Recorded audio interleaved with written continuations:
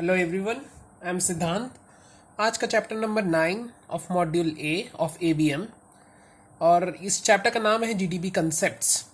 ये बहुत important chapter है क्योंकि अगर आप इकोनॉमी पढ़ रहे हैं, इकोनॉमिक्स पढ़ रहे हैं, तो आपको ये जीडीपी जानना बहुत ज़रूरी है।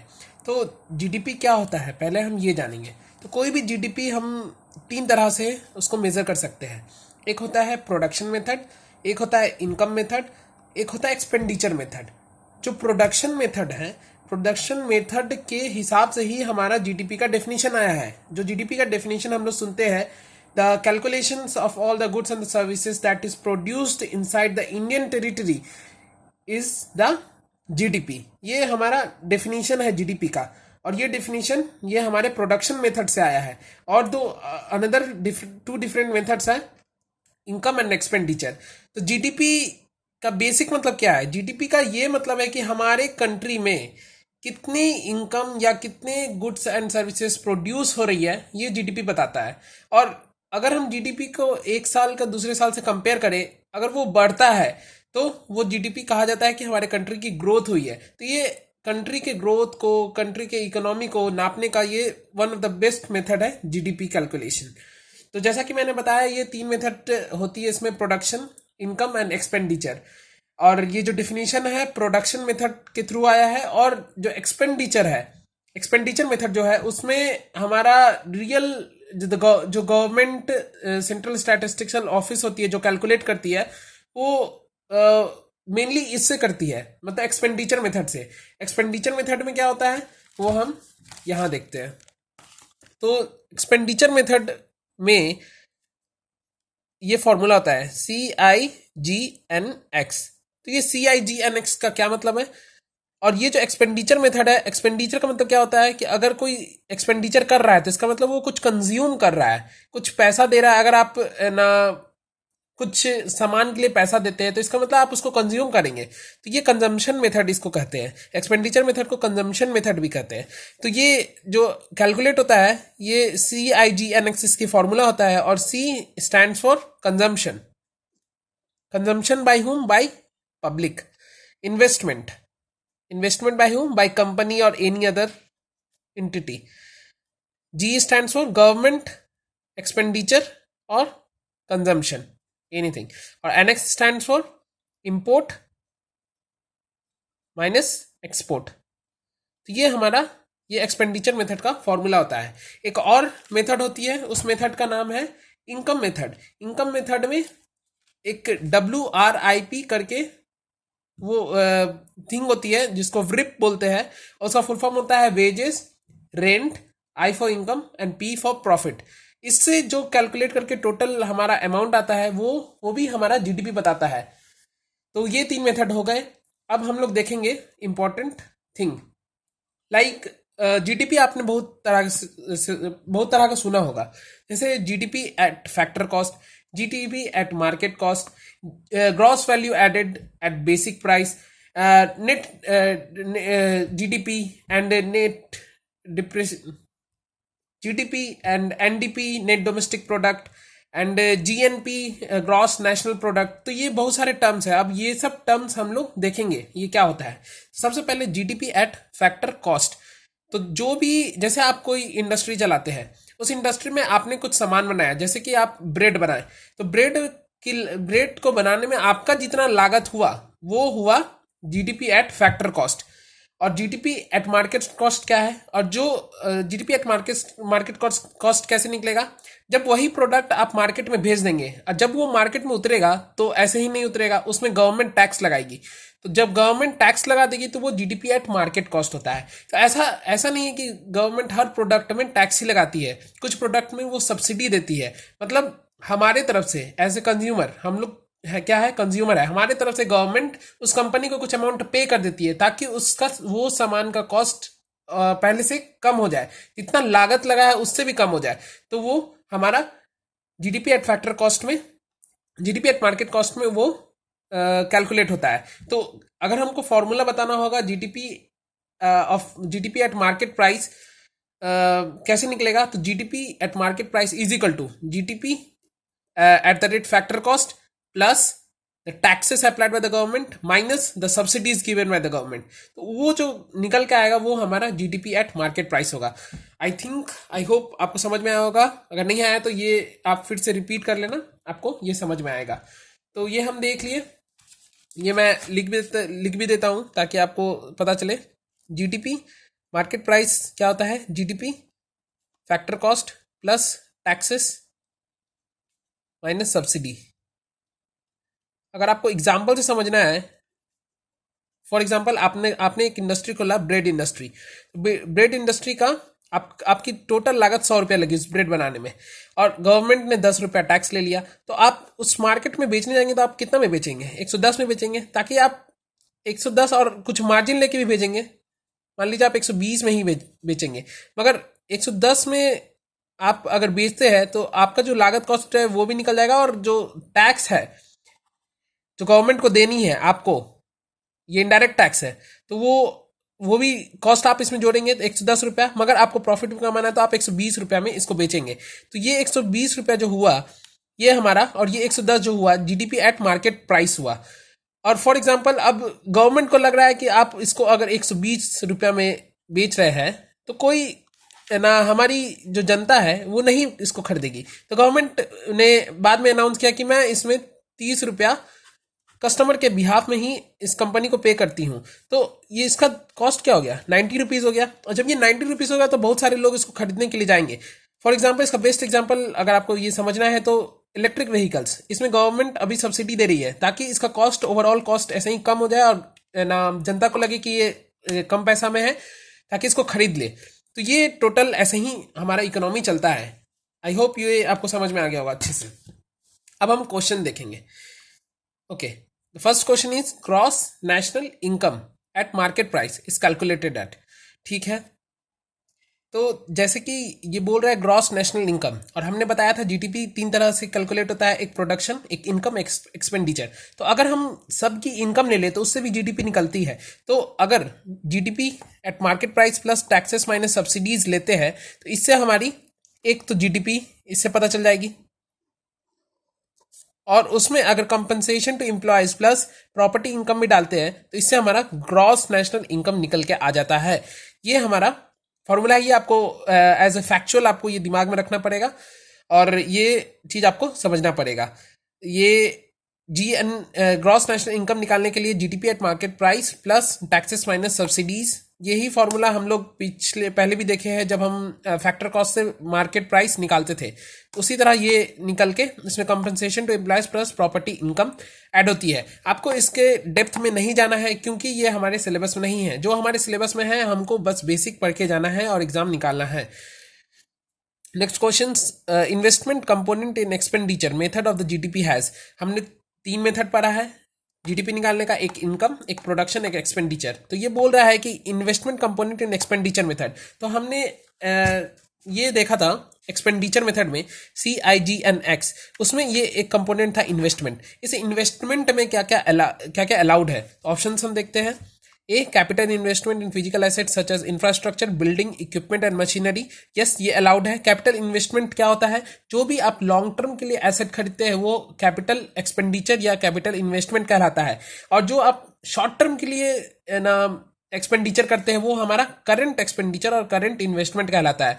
एग्जाम्पल से आपको समझना है, अगर आपने कार खरीदा तो वो आपका कैपिटल इन्वेस्टमेंट है, क्योंकि वो आपका एक एसेट है, एसेट क्रिएट हुआ है, उसको आप फ्यूचर में बेच सकते हैं। मगर उस कार के लिए अगर आप पेट्रोल खरीद रहे हैं तो वो एक करंट एक्सपेंडिचर है और वो एक करंट इन्वेस्टमेंट है, जो उसका बहुत शॉर्ट टर्म यूज है और वो उसको आप बाद में बेच नहीं सकते हैं। तो ये डिफरेंस है करंट और कैपिटल अकाउंट में और इन्वेस्टमेंट में और एक्सपेंडिचर में। आप आई थिंक आप समझ गए होंगे। Option B is investment in the financial products. Financial products क्या होता है? जैसे स्टॉक्स, म्यूचुअल फंड, इक्विटीज, ये फाइनेंशियल प्रोडक्ट है। तो इन्वेस्टमेंट जो हमारा, ये हम एक्सपेंडिचर मेथड में पढ़े थे CIGNX, इसका जो इन्वेस्टमेंट कंपोनेंट है उसमें बस ए ये वाला आएगा, ये investment in financial products include नहीं होगा। Next question, GDP at factor cost is equal to. अच्छा, ये हम यहीं पे देखे हैं, GDP at market price is equal to GDP factor cost plus taxes minus subsidy. तो ये जीडीपी एफसी पूछ रहा है, तो ये टैक्सेस को इधर ले जाएंगे तो माइनस हो जाएगा, और ये सब्सिडी को यहाँ ले जाएंगे तो प्लस हो जाएगा। तो ये A option is the right. I think you are understanding everything, whatever I am saying. It is very easy. Just you need to concentrate and you will understand everything. Next question. GDP calculated on the basis of some base years. Price. It is called. Okay. पहले क्या होता था कि जैसे ना 2011 में कोई भी जैसे आपके ब्रेड का दाम 100 रुपये है और वो 100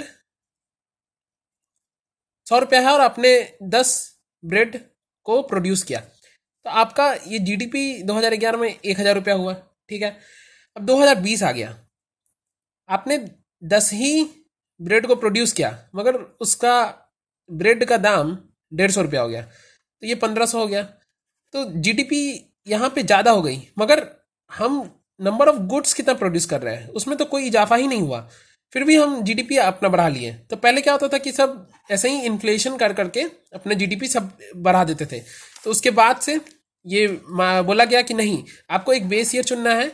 बेस ईयर को चुन के आपको उसका प्राइस उसी बेस ईयर के प्राइस से आपको हर साल का निकालना है, ताकि अगर ये 100 रुपया अगर हम लोग यहाँ भी 100 रुपया 2020 में भी ले लेते हैं, क्योंकि बेस प्राइस पे ही सब कुछ निकलेगा. अब बेस प्राइस 2011 माना गया है, तो इसी के प्राइस को हम लोग सारे ईयर्स के प्राइस में डालेंगे. तो यहाँ इन्फ्लेशन का प्राइस नहीं लेके ये 100 रुपया ही लिया जाएगा और ये 10 से मल्टीप्लाई किया तो 1000 ही आएगा. तो इससे पता चलेगा कि हमारी जीडीपी बढ़ी ही नहीं. तो हमें इस पर फोकस करना पड़ेगा कि हमें ये कैसे प्रोडक्शन बनाना है ताकि हमारा जीडीपी बढ़ सके. इसलिए बेस ईयर का कॉन्सेप्ट आया. It is called as constant price, GDP at constant price, क्योंकि हम एक बेस ईयर को मान लिया है और उसका प्राइस को कांस्टेंट कर लिया है और वो सारे ईयर्स में हम लोग यूज कर रहे हैं, इसलिए इसको बोलते हैं GDP at constant price. Next question, why GDP does not tell? Why? Okay, it is not why, it is what GDP doesn't tell. Aggregate measures ये बताता है हमें जीडीपी. जीडीपी का मतलब ही क्या है कि हमारे कंट्रीज में कितना प्रोडक्शन हुआ, कितने सर्विसेज हुआ, कितने इनकम, टोटल इनकम या टोटल एक्सपेंडिचर कितने हुए, ये जीडीपी बताती है. तो ये ए इज द राइट, ये बताता है GDP. Next, GDP distribution among citizen, ये नहीं बताता है. फॉर एग्जाम्पल मुकेश अंबानी, हमारी जीडीपी ना इतनी है, मतलब $3 ट्रिलियन यूनाइटेड स्टेट डॉलर, मगर अगर देखा जाए तो ना डिस्ट्रीब्यूशन ऑफ वो जो जीडीपी है उसका डिस्ट्रीब्यूशन इक्वल नहीं है. अंबानी के पास बहुत सारा पैसा है मगर हमारे पास कितना पैसा है, या हमसे जो गरीब है उसके पास कितना पैसा है, तो ये डिस्ट्रीब्यूशन इक्वल नहीं है. तो जीडीपी डिस्ट्रीब्यूशन अमंग सिटीजन ये हमें जीडीपी नहीं बताती है, तो ये ऑप्शन सही होगा बी. और भी ऑप्शन देख लेते हैं. C, higher GDP does not mean all around prosperity. True, जिसका जीडीपी ज़्यादा होगा इसका ये मतलब नहीं है कि वो कंट्री प्रॉस्पर है. फॉर एग्जांपल सऊदी अरेबिया, वहाँ की जीडीपी बहुत ज़्यादा है, बहुत ज़्यादा जीडीपी होने के बाद भी वहाँ पे कुछ ही लोग हैं जो अमीर है. Next, per capita income does not provide information on the distribution. Per capita income क्या होता है, टोटल जीडीपी निकाल दी जाती है और उससे जो कंट्री का पॉपुलेशन उसको डिवाइड कर दिया जाता है, उससे पर कैपिटा इनकम आता है. तो वो भी बोल रहा है per capita income does not provide information on the distribution, ये भी सही है. फॉर एग्जाम्पल ना जीडीपी 100 आई और 10 लोग हैं, तो ये 10 आया, तो सब ऐसा थोड़ी ना जरूरी है कि सबके पास, ये 10 लोग के पास सबके पास 10 है. किसी के पास 90 हो सकता है, बाकी 9 के पास 1 या 2 होगा, तो ये भी हो सकता है. तो ये वही बोलना चाह रहा है, ये ऑप्शन डी. तो इसका सही ऑप्शन बी होगा. Next question, GDP plus dash provides real picture of the country. कोई भी कंट्री का रियल पिक्चर जीडीपी से नहीं पता लगाया जा सकता है. जीडीपी बस ये बताएगी कि उस कंट्री का टोटल प्रोडक्शन कितना है. जीडीपी के साथ साथ आपको एक कंपोनेंट ऐड करना पड़ेगा, तब आपको पता चलेगा कि जीडीपी तो अच्छी है ही है उस कंट्री की, उसके साथ साथ जो लोगों के लिए जो काम हो रहा है वो भी अच्छा है. तो वो ह्यूमन डेवलपमेंट इंडेक्स होता है, HDI. Next question, GDP does not reflect the total income of the country if the country is. अच्छा ठीक है, अगर कोई कंट्री एक्सपोर्ट ओरिएंटेड है, जैसे सऊदी अरेबिया ले ले या गल्फ कंट्रीज ले ले, गल्फ कंट्रीज एक्सपोर्ट करती है पेट्रोल को, तो उसका जो मेन मेजर चंक है वो वहीं से आता है, मतलब ऑयल को एक्सपोर्ट करके ही. तो जैसा कि जीडीपी का हमने 3 मेथड्स पढ़ा था, तो अगर total goods and services of the country ले तो उसमें तो एक्सपोर्ट का कहीं चर्चा ही नहीं है, तो उससे पता ही नहीं चलेगा कि उस कंट्री की जीडीपी कितनी है. मगर अगर हम एक्सपेंडिचर मेथड में ले तो उसमें एक्सपोर्ट इंपोर्ट कंपोनेंट है, उससे पता चल जाएगा. मगर अगर गुड्स एंड सर्विसेज ले तो उससे पता नहीं चलेगा.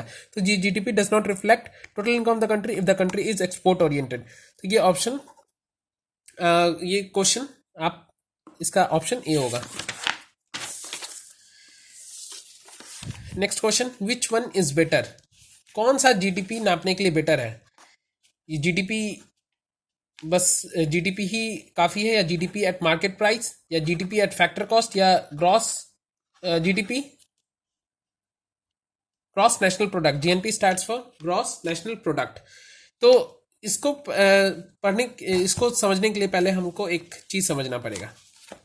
फॉर एग्जाम्पल, ये जीडीपी जो होता है, इसको मतलब ग्रॉस डोमेस्टिक प्रोडक्ट को ग्रॉस नेशनल प्रोडक्ट में कन्वर्ट करने के लिए, ये N for national, D for domestic, इसमें एक कंपोनेंट ऐड होती है जिसको बोलते हैं net factor income from abroad. तो ये क्या होता है, इससे ये पता चलता है, जैसे हमारे बहुत सारे लोग हैं जो बाहर बिजनेस करते हैं, जैसे हिंदुजा, ऐसे तो हिंदुजा फैमिली की सिटीजनशिप ब्रिटिश की भी है। फॉर एग्जांपल, एक बंदा है जो इंडिया का सिटीजन है मगर वो बाहर बिजनेस करता है, तो उससे उसको कुछ इनकम होगा।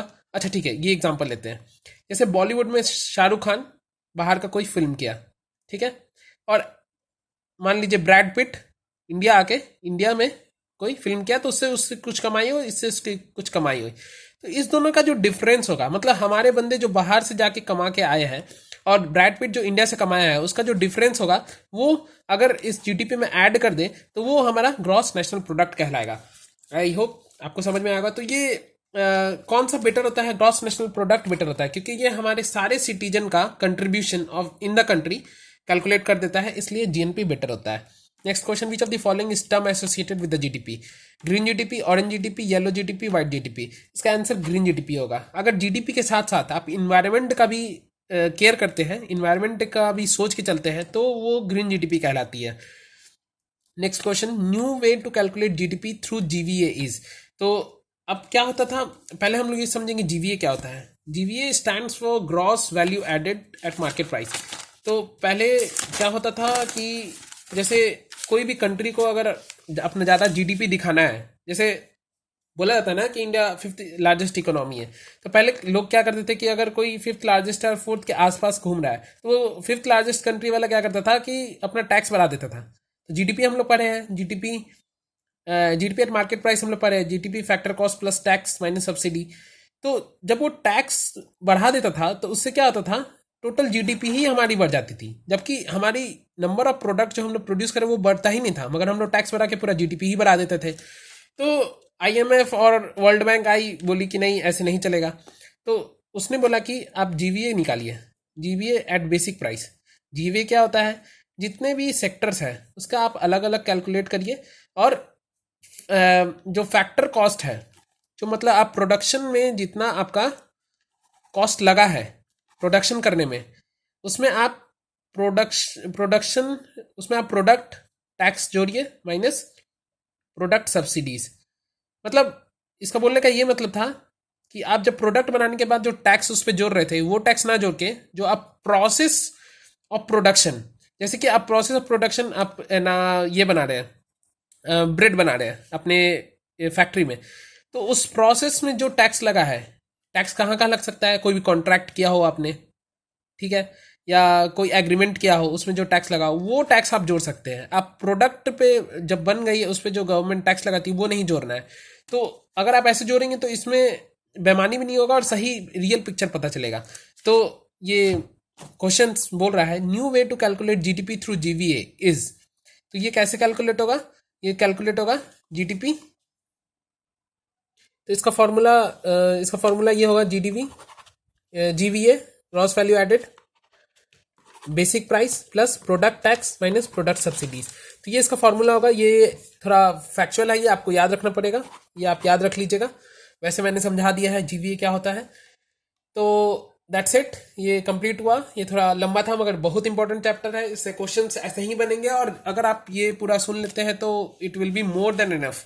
आपने बहुत, अगर ये आप पूरा समझ गए हैं तो आप कैसा भी क्वेश्चन आए आप इस चैप्टर से आराम से क्वेश्चंस बना पाएंगे। So thank you, please subscribe my channel, please share the videos, please like, please comment, thank you.